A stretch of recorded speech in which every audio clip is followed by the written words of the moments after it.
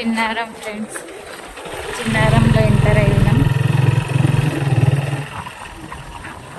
ఇదే కోడేపల్లి వెళ్ళేదో.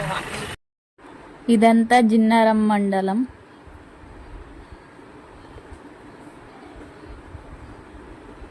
ఈడికెళ్ళి వెళ్ళాలి కొడకంచికి.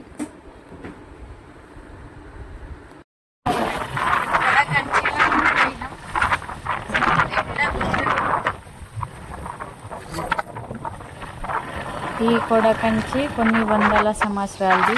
ఆల్మోస్ట్ మనం టెంపుల్కి దగ్గరలో ఉన్నాం.